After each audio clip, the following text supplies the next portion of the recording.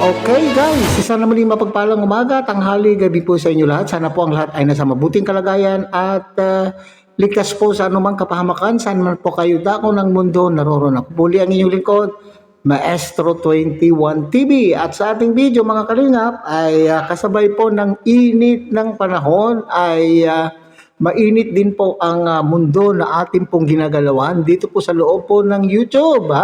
At the same time po, dito po sa ating bansa ay nagkakagulo na rin po ang Philippine Senate.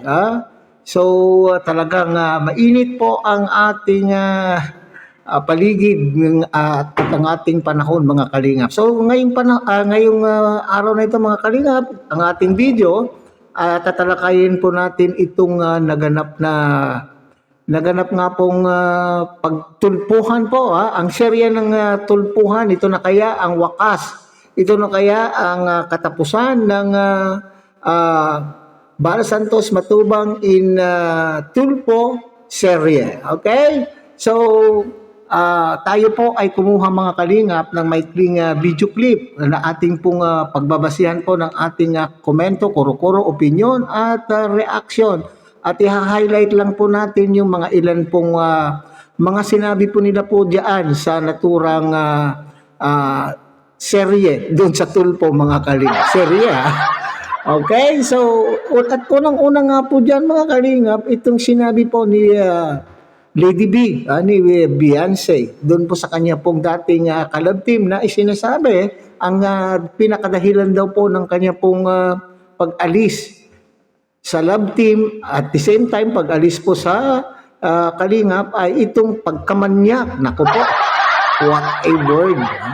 Napaka lakas po, napaka salita po ito mga kalingap, pero yan po yung ginamit na salita po ni Beyonce sa kanya pong panayam doon sa Tulpo mga kalingap. Kaya po daw po umalis sa love team at umayaw sa kalingap dahil po sa pagkamanyak ng kanya pong dating love team. Okay? So mga kalingap ay panoorin nga muna natin ang isang maikling video clip na ating pong kinuha po sa naturang programa. Panoorin po natin mga kalingap. Kaya po nang na-mention po namin last time ni Attorney Gat at Attorney, hindi po ito natatapos dito. Kaya lang po, pumunta dito si Sir Val, syempre, kinuha na din po natin ang kanyang panig. At dapat lang naman. Yes, Dapat lang opo. Salamat, Attorney Sana. Opo. Meron pa po kayong naisabihin, Ma'am Yanzi, kay Sir Val, Yun bago po. po natin tapusin ito. Yun nga po. Ma'am, yun nga po, gusto ko lang pong linawin na kaya po ako umalis ng love team kasi yung pamangkin po niya ni Kuya Val, manyak po, yun po yung ano ko.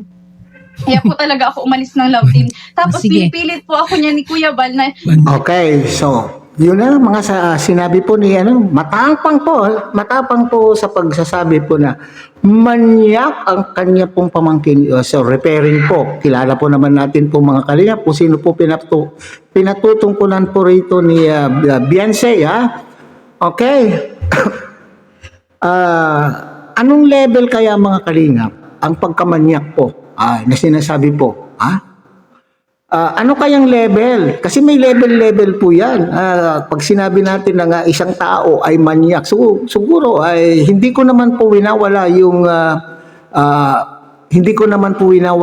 posibilidad mga kalingap na yung sinasabi po niya na dinala po siya sa madilim na lugar at gusto po siyang gawan ng hindi maganda. Okay? So ibig sabihin pala ay nanahimik ka ng mahabang panahon or ilang taon ba yan nangyari yan so ibig sabihin pala ay mas mababaw po hindi masyadong seryoso yung level na sinasabi po ng pagkamanyak. Bagamat sinabi ko nga hindi ko winawala po yung posibilidad na talagang may gustong dapat gawin itong kanyang si baby boy. Pero dahil sa pananahimik mo at pinalampas mo yung itong pangyayari na ito, ibig sabihin ay hindi naman po natuloy kung bagaman. Pero sabi ko nga mga kalingap hindi ko winawala po yung posibilidad na gusto po sanang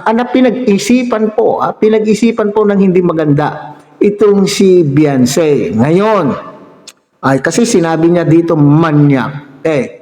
Bakit ngayon ka lang nagsasalita? Bakit pinalampas mo pa? Pinaabot mo pa ng ilang buwan o halos isang taon na daw po yata ang pangyayaring ito. Bakit hindi ka po nagsalita? Okay, kung talagang minanyak ka, dapat seryosong bagay ito ay kinakailangan ay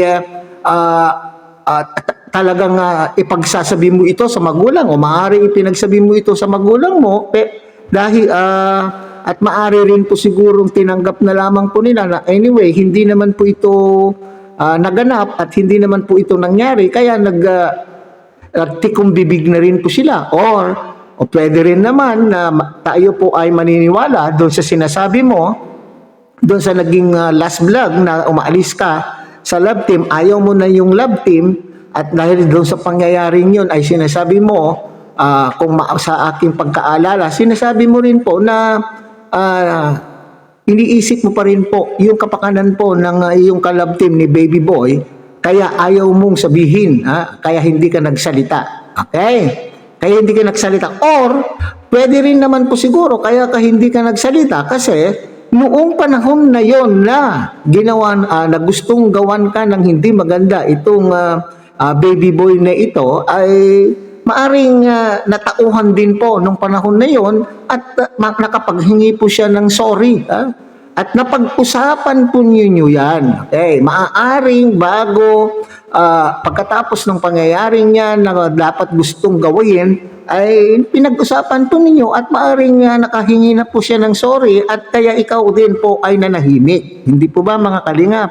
Ang tanong ko po dyan, bakit itinaon mo ngayon na mayroon pong problema dito sa mga taong nakapaligid sa iyo na problema po sa kalingap, di ba? Tinanggal po sila na sinasabi mong sila lang po ang nagtatanggol sa iyo.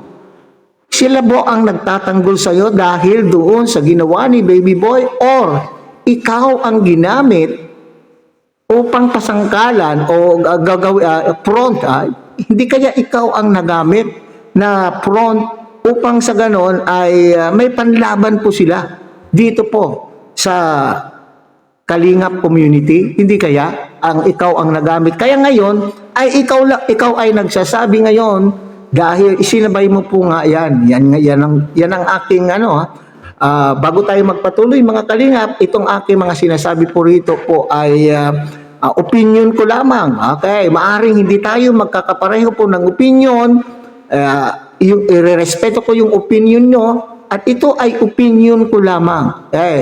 Hindi lahat ng panahon ay tayo po ay magkakapareho po o magkakatugma ang ating pong nasa isipan. Hindi po ba? So yan po yun eh. Hindi kaya sabi mo, itong dalawa na nagtatanggol sa iyo dahil sila po ay base po dun sa mga post mo ay humihingi ka pa ng pasensya doon sa dalawa, kaya lalo doon sa iyong scouter na nadadamay at pinili mo sila at sinasabi mo pa doon sinasabi mo pa doon na sila lang po ang nagtatanggol, pero para sa akin na pananaw dito mga kalingap ay nagamit ka. Ikaw ang nagtanggol sa kanila laban sa kalingap. Okay, yun po yung aking punto po riyan dito mga kalingap. Ngayon, I love team po ulit doon. Ayaw po niyang mawala po yung mga... ang sabi dito mga kalingap, pinipilit daw po ni Kuya Bal, si Beyonce, na ipagpatuloy yung love team. Paano kayang pinilit mga kalingap? Sa inyong palagay, pinilit. Pag pinilit kasi pinipwersa. Hindi kaya ikaw ay pinakikiusapan lamang. Hindi kaya kinukumbinsi ka o pinapakiusapan ka na kung maaari, ipagpatuloy mo yung nabuong love team para po sa kapakanan ng mga viewers, para po naman po sa kapakanan ng mga nakapaligid ng mga vloggers, hindi ba? Yung pwersahan o yung pinipilit kasi ang ginamit na salita po dito mga kalingap. Yung pwersahan ay yung nandyan na agad yung camera at pwersahan, oy, Beyonce, ay tayo ay gagawa ng ano, maski ayaw mo, labag sa loob mo, ay yun yung puwersa, hindi po ba? Siguro, maaring ikaw ay kinakausap. Kinakausap ka, pero hindi ka pinipilit. Kung ayaw mo na, di ayaw mo na, hindi po ba? Mga sponsor po, tapos viewers po niya, yun po yung sinasabi sa akin. Tsaka yung mga nagbablog, sayang yung mga nagbablog daw po. Jowa naman niya yun. Narinig ko. Narinig niyo ba po mga kalingap? Itong sinasabi po ni Kuya Bal. Nako, may bulong ka pala, Kuya Bal. Ngayon ko lang narinig. Kaninang pinapakinggan ko hindi. Ngayon at naka-headset ako, ay napakinggan ko, Pero kayo ngayon na nanonood, napakinggan niyo ba yung bulong po ni, ni Kuya Bal dito? Sabi, jowa naman niya yan. Okay. Bagamat umamin naman po siya, Kuya Bal, na mayroon naman po siyang nararamdaman kay baby boy, So, ngayon ko lang narinig din, Kuya Bal, yung bulong mo, Okay. Mga vlogger po na natutulungan ko at beneficiary pa po nila. Yun po yung dahilan. Okay. Kahit po alam niya na nababastos na po ako ng pamangkin niya. Okay. So, Alam na nababastos, kailan ba mo ba ipinalabas itong pangyayaring ito na gusto kang bastusin nitong kalabtim mo na pamangkin pong ni Kuya Bal, na pamangkin po ni Ate Edna, Kailan mo ba ito pinalabas, na binabastos? Kung sana ay sinabi mo noon pa man, kasi pagka sinabing binabastos ka pala, sobra na. Kung baka mamaya sabihin na naman po ng ating mga viewers, kasi ito po yung napabasa ko. Bakit wala kayo man lang pagtatanggol kay Beyonce?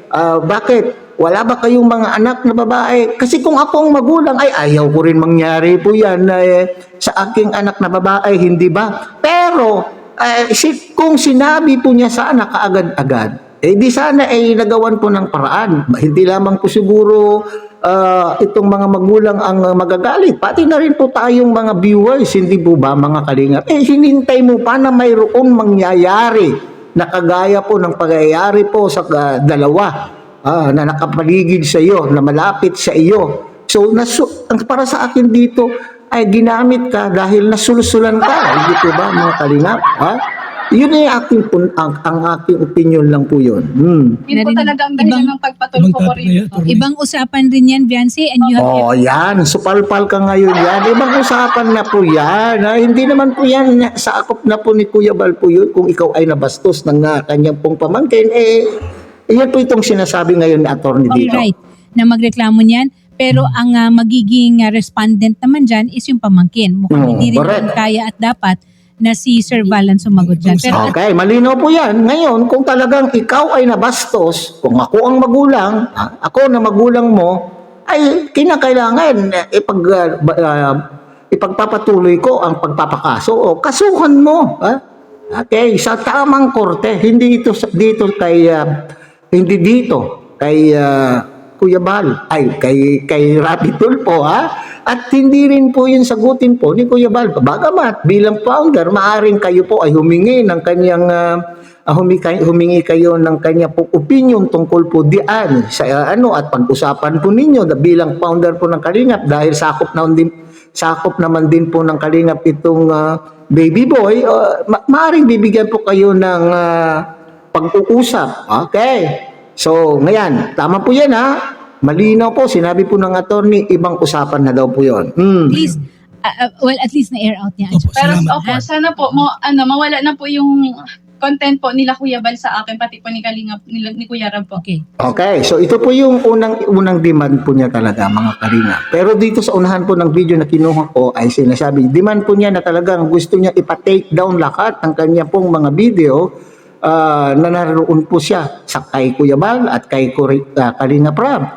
Di ba nagkaroon na po tayo dito ng content na sinasabi ko at binasa ko pa nga roon doon yung intellectual right, exclusive intellectual right. Kasi ito po yung nabanggit po ni Attorney Garrett noon at kakaraka naman din po kasi nagsabi po ito si Attorney Garrett na right po daw yun ni Beyonce. So at gusto po niyang ipatanggal right away na hindi po niya nalalaman pa kung ano po ito. Ang sabi ko nga naman, kapag ikaw na subject, pwede natin sabihin na subject po itong si Beyonce at content creator itong si Kuya Bal at itong si Kalinga Prab. Ibig sabihin, nung ikaw ay pumayag na ikaw ay lumabas doon sa kanila pong vlog na kung maaaring may pinag-usapan kayo kapalit ng anumang halaga. Halimbawa, yung inaabot po ni Kalinga Prab na 4,000, 3,000, maaaring sasabihin naman po ng tagapanood, ay hindi yun sapat na bayad. Pumayag po siya pumayag po siya na ganun lamang ang ibibigay every vlog. Hindi po ba? Ngayon, dahil ikaw ay nagpa-vlog na mayroon kapalit, ibig sabihin, ang pag-aari, the ownership ng yung video niyan ay pag-aari na po yan ng content creator. At nasabi rin po dito, mga kalingap, nitong attorney, lady lawyer na ito, na hindi ganun kakaraka-raka. Mayroon pa pong pagdadaanan proseso bago mo maipapa-take down ang isang video. Lalo na po dito sa YouTube. So, ang korte ang magdidesisyon. So, magandang pag-usapan po ito sa barangay. Pagkatapos, kung hindi kayo kontento sa sinabi ng barangay, kung ano man pumapagkasunduan po niya sa barangay, iakyat po sa tamang korte at ang korte po na ang magdesisyon kung ano ang gagawin doon sa mga video na yan na sinasabi mo na gusto mong ipa-delete at kasama na kaming mga reactors na nagko-content sa iyo na gumamit ng iyong pagmumukha. Okay? So, huwag padalos-dalos. Yan ang iaano Lahat po ng Kalingap reactors. Sir Val, ano naman po ang masasabi ninyo at this point? So, salamat po sa natay po ang lakan ng rapid ito po niya, Wanted sa radyo. Para at least po yung side ko marinig naman Correct. ng bawat Pilipino. So, tandaan niyo po ang Kalingap po ay tumutulong po. Hindi naman tumutulong, nagbabago ng buhay ng tao. Ibinabanggit ni Beyonce na may umalis, walang umalis sa amin na sinisiraan po namin. Si Erika po ay nawakwak ng sponsor. Walang umalis, Beyonce na siniraan namin. Kung mayroon, ilabas mo sa Cam Norte, kung mayroon kaming siniraan doon, ilabas mo. Para wag Siya namang... mismo, Kuya Bal, ang siya mismo ang siniraan ninyo. Kaya Di ba kaya nga kami nakapunta Si Erika po ay dahil sa kusang nangyari umalis sa kanya. sa Kalingap. So, ibang usapan rin yun. Si Erika naman ang Opo, papunta iba naman po yun. Yan, Halika, kung gusto Pino, Wag niya. nang, pero wala. Yan kasi, dinamay-damay mo yung Erika noon nung unang episode po ng Tulpo. O di ngayon, sabi ni attorney lady lawyer, hindi ko kulala po ito mga kalingap, pangalan. Sinabi niya, ibang usapan kung ano lang yung nirereklamo mo para sa iyo. At huwag ka nang mandamay ng ibang tao na hindi ka mo naman pwedeng, hindi mo naman pwedeng itatayuan ng kanya pong pagkatao o hindi mo naman pwedeng tayuan kung ano man po yung reklamo. Hindi mo saklaw kung ano naman po yung kanyang pag-iisip. So, kung magreklamo ka, yung reklamo mo talaga para sa sarili mo. Inako doon si Kalingap Prab Ako na. po ang patunay na Sige. siniraan niyo po. Ako po.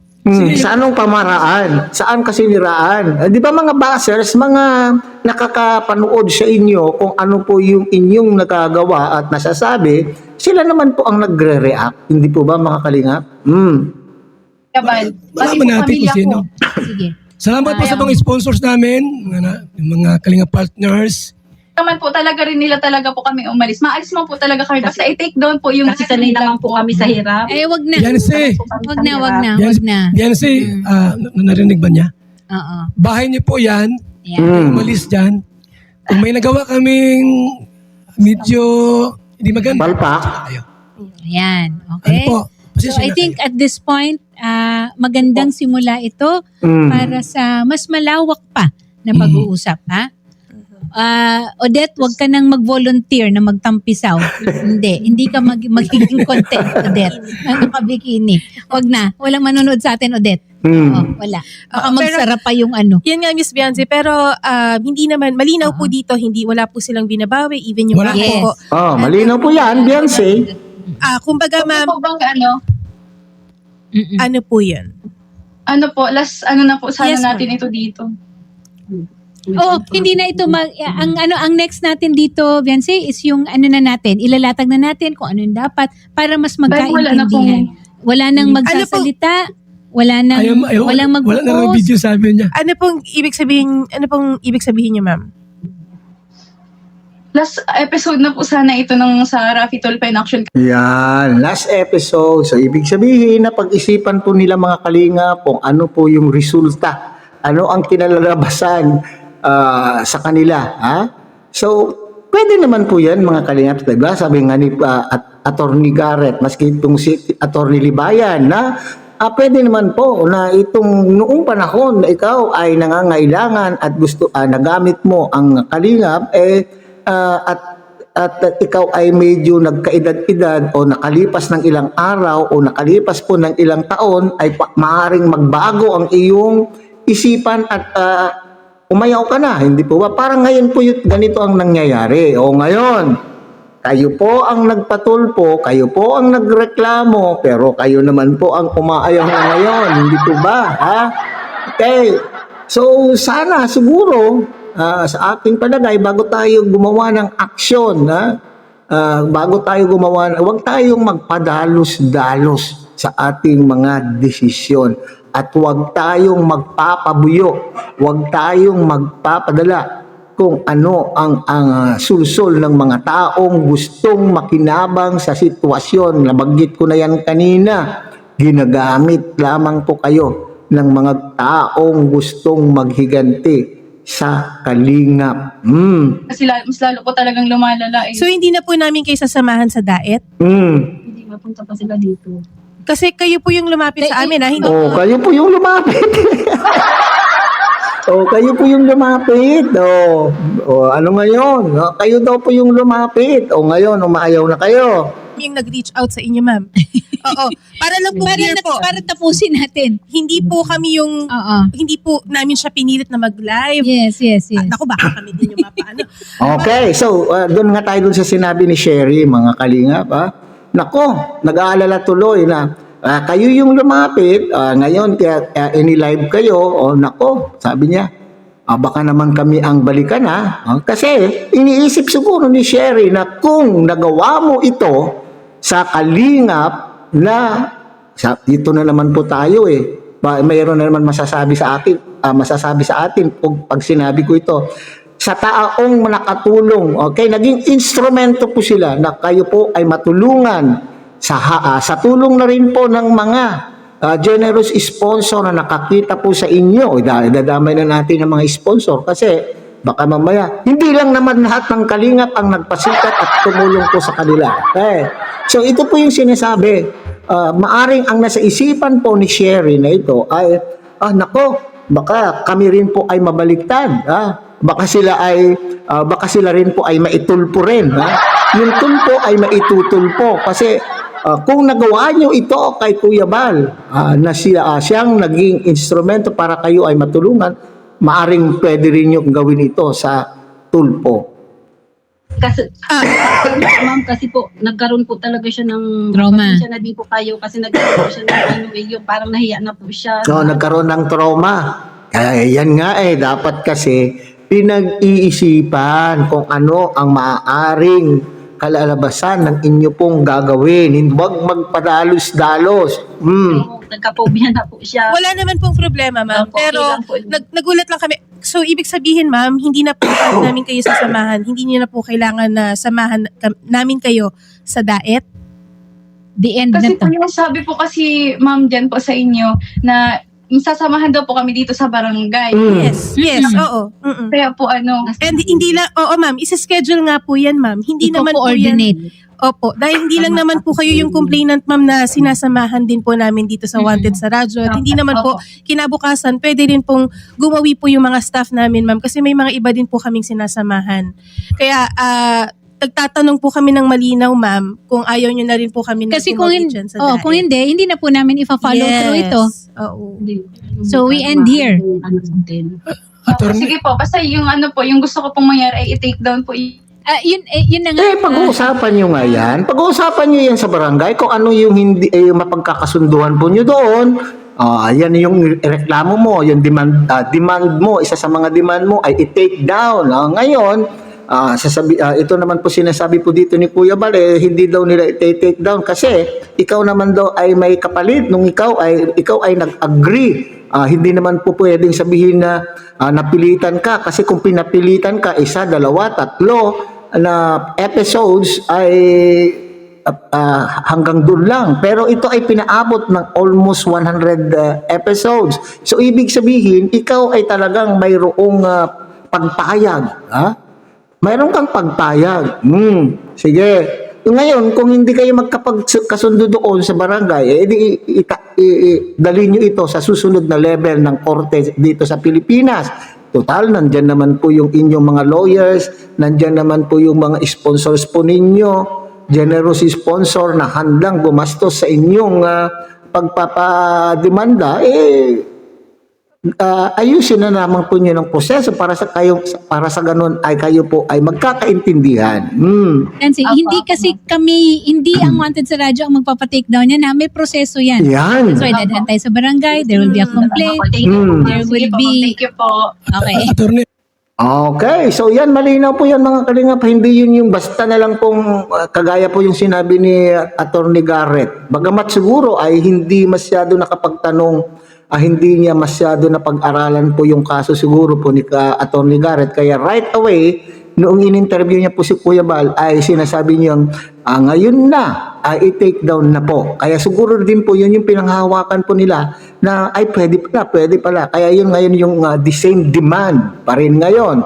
Pero, di ba, mayroon tayong napakinggan dito sa unahan po ng video ito, sinasabi po ni Kuya Bal na hindi nila i-take down kasi mayroong kapalit naman na nangyari at bagamat walang written. Ito rin mayroon po ako mayroon din akong napakinggan diyan na sinasabi po tong lady lawyer nung tinanong si Kuya Bal na walang written agreement. Okay? Kasi sa mga kontrata mayroon tayong tinatawag na written and unwritten contract or agreement. Okay. So dito in this case walang written agreement pero you agreed. Kasi makikita naman po sa mga vlog na ikaw ay nag-agree. Kasi kung hindi, isang episode pa lang, dalawa, ay ayaw mo na. Dahil nag-agree ka, pinaabot mo pa ng ilang episodes. Hindi po ba? Okay, so, harinawa, kung kayo ay makapag-usap doon sa barangay, magkalinawan po kayo doon, maayos nyo po doon. Kung hindi man, para sa inyo pong peace of mind, para sa inyo pong peace of mind at ang makakamit nyo lamang po ang peace of mind po ninyo kung kayo po ay mayroong maidemanda at mapakulong. Go ahead. Okay, so hanggang dito na lamang po tayo mga kalingap. Muli tangkilikin po natin Kuya Bal Santos Matubang, Ate Edna Vlog, Kalingap Rob, at syempre sana po inyo rin pong tangkilikin ang munting channel na ito sa pamamagitan po ng pagbibigay niyo po ng like, share, and subscribe. At tuloy pindutin na rin po ang notification bell. At sa ganon, tayo pa rin po ay magkita-kita at magsama-sama sa susunod pa pong mga reaction videos na ating gagawin. Muli, isang mapagpalang maga, tanghali, gabi po sa inyo lahat. Mabuhay po kayo at God bless everyone.